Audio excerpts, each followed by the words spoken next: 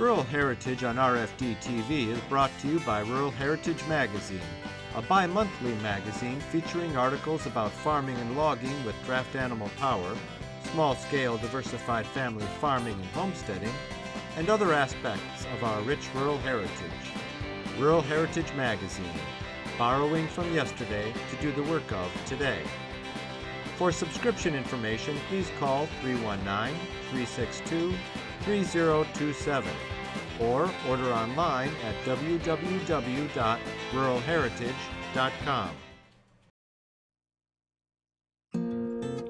While we were covering the 2021 Horse Progress Days event in Mount Hope, Ohio last summer, we shot a little video of some of the exhibitors and demonstrations there. One of our favorites was Horse Progress Days regular Bob Erickson of Westby, Wisconsin. In the past, Bob came to Horse Progress Days with his donkeys, Olga and Bernice. He's begun breaking in a younger team of donkeys and brought them to this year's event. Here's some of our visit with Bob, who used his new team of donkeys, Alice and Vera, to pull a small walking plow from a French manufacturer, a marathon vehicle from Weaver Wagons, and a new logging arch he designed and built himself. We finished the show with some assorted footage from the 2021 Horse Progress Days in Mount Hope, Ohio. For about the first 3 years when I started working my donkeys, I was limited because of the point of their shoulder down here is right under the draft of a horse collar. On a horse, the shoulders are wide. The point is out here, it's no problem. But on a donkey, if the draft pushes on that point, they get sore after a day's work. So Leslie down at Broadhead Collar Shop made me some collars with the meat at the point of draft cut away, so nothing touches the shoulder. And then the final trick to making it work was to get my point of draft a little bit closer to the top hame strap than to the bottom. And now I've worked them for 10 years and I can't put a sore shoulder on them. So it just took some experimenting to get it to fit right. I also have to stretch this top collar cap way out as far as I can because the donkey's neck, of course, is much heavier at the top than the horse's.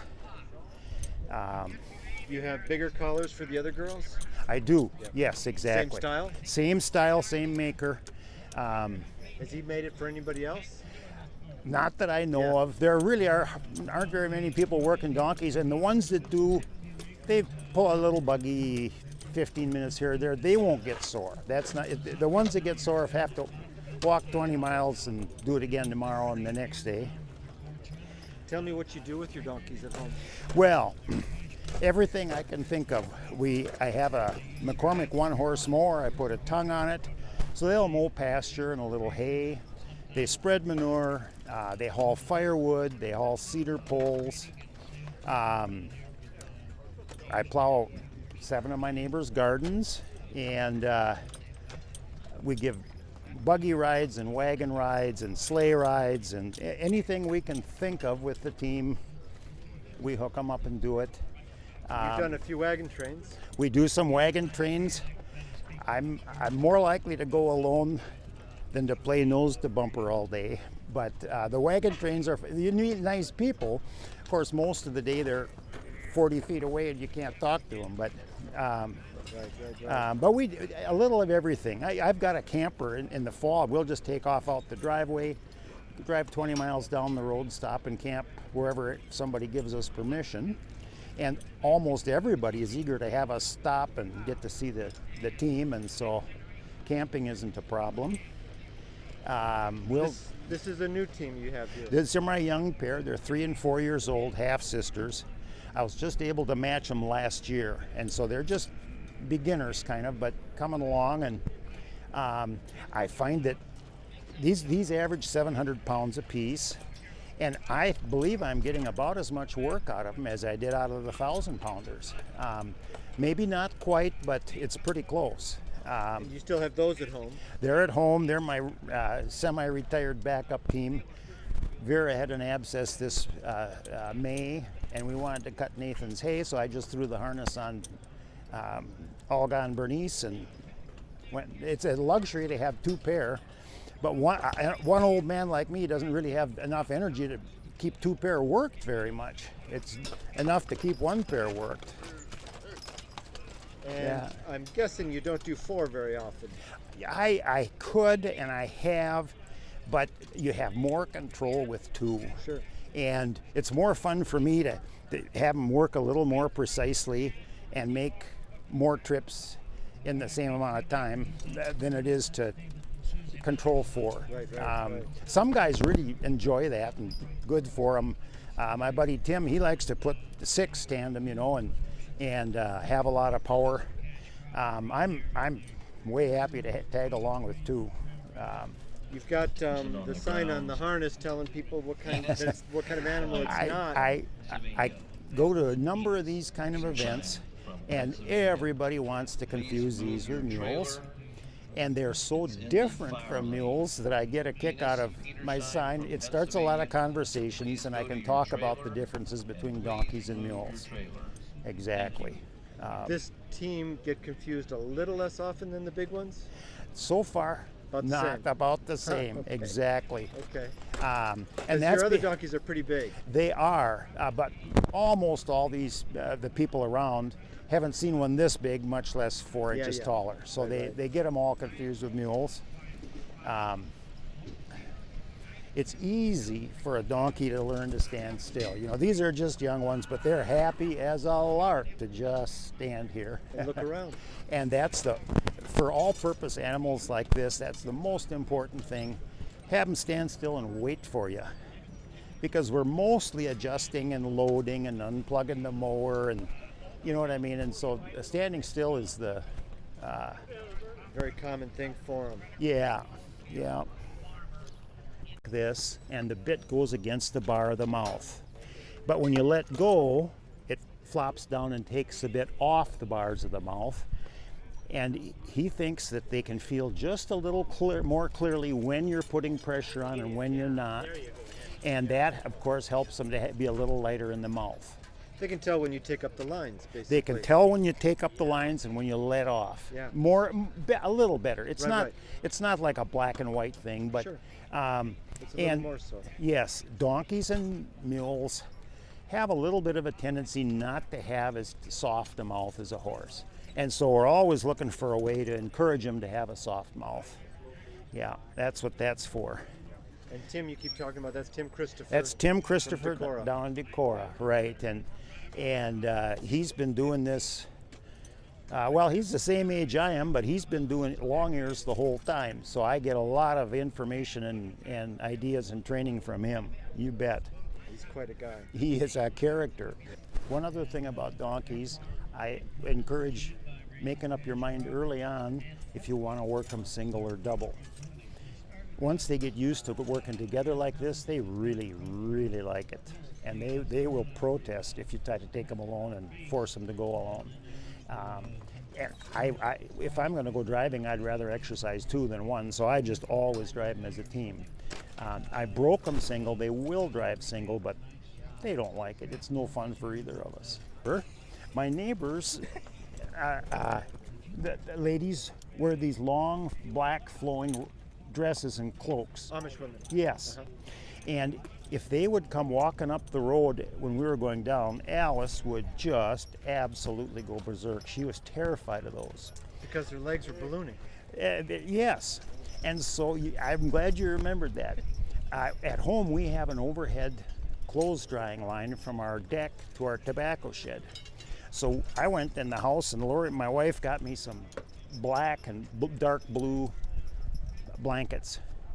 And we hung them from that line, and we tied Alice down on one end of the line, and we scooted those things across the line right at her and brushed right beside her. And we did that about 3 times. And now I can pass the Amish neighbor lady, said she isn't afraid of them anymore. That's great. That was our flying nun training. Yeah, I sat yeah. on the rope He ran the rope and I held the donkey, and she figured out it wasn't going to hurt her. 9:45. Here. We have a topic. Mr. Erickson, and these are not mules. No, We appreciate you coming right in here. They do a nice job. He's got them broke to death. You'll see him not only out here in the field, but you'll see him around the grounds doing a lot of other things right in there, and it's just a pleasure to see a pair like this. Mr. Okay, Erickson girls. Okay, girls. is sort of like me, is getting a little bit tired, but he doesn't have him. He still has a good design and love, and I really appreciate this. This is sort of the outlook, I think, of the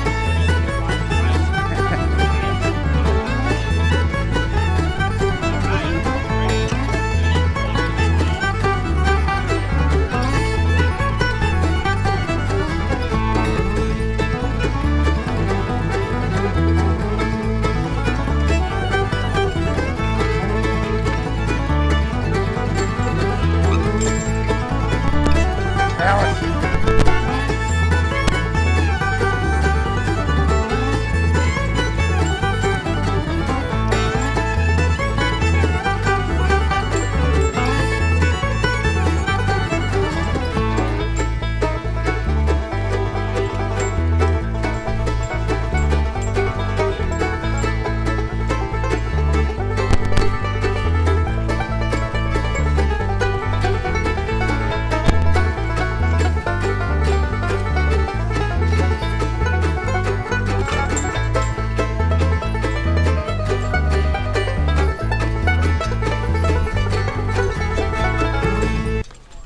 Easy, girls. Ho! Went pretty good. It did. We hit some rocks part way, but Did a good job. You got to be happy with that. I am. Yeah, absolutely. Yeah. If we had a rolling coulter, it would leave a neat edge. Would track better. Yeah. Yeah. It looks good. Well, thank you. I'd kind of like to see her head come down about 2 inches, and then we'd go. That's fine. Yeah. Explain to the camera why. The more nervous they are, the higher their heads will come. And you can see she's worried about that little over there, and this one isn't. And when she relaxes a little bit and her head comes down, then we'll go. And she'll be better about it next time. But she's much better about people, strangers close by than she was.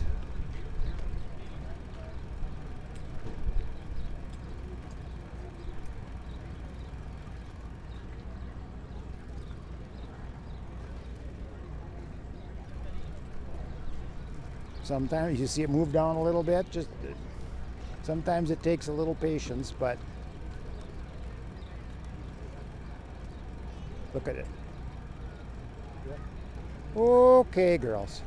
Okay, girls.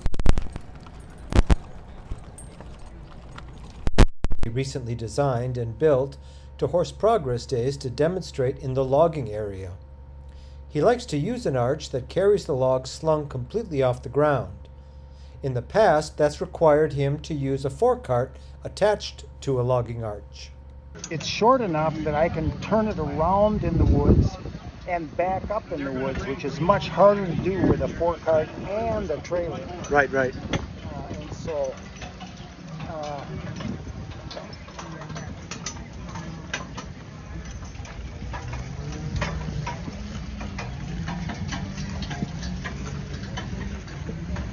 yeah, oh my gosh.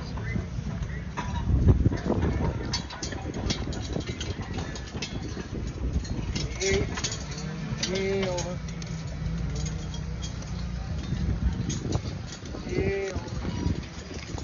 They'll just turn it Right. I'm gonna come just. Oh, sorry. Sorry about that. That's okay. Yeah.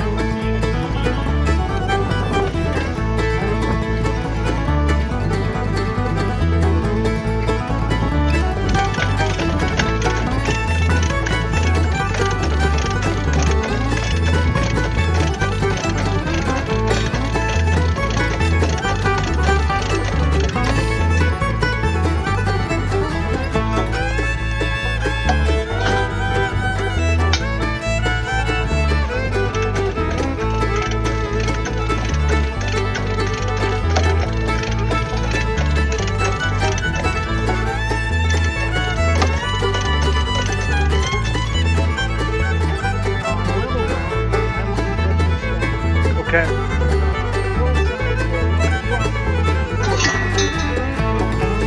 Hold that end.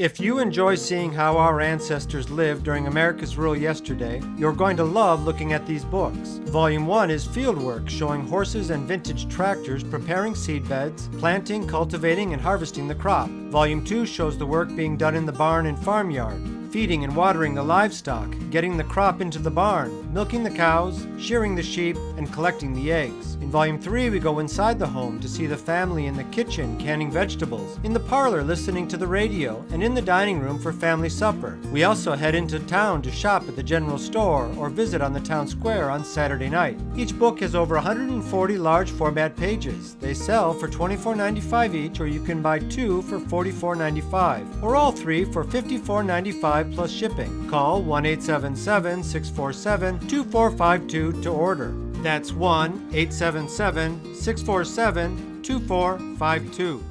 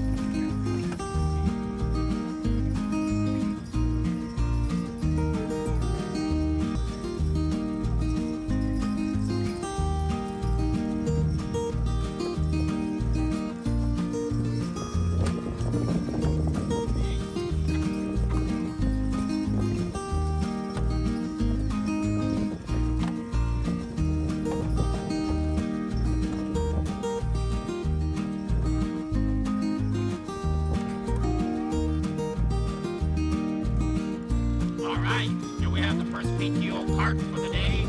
It's Trail Farm Supplies cart. Nelson Weaver, originator of his outfit. Nelson has been a friend for many years. He's been a big part of Horse Progress Days. I thank him and his son for being there. Horse Progress Days. Parade.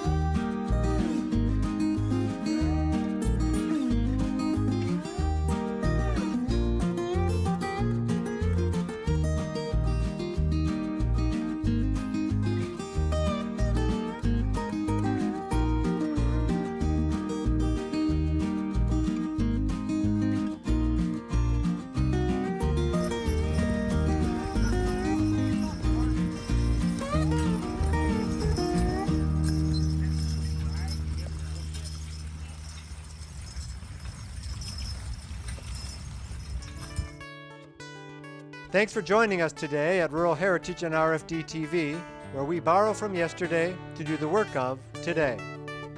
This program is available for purchase.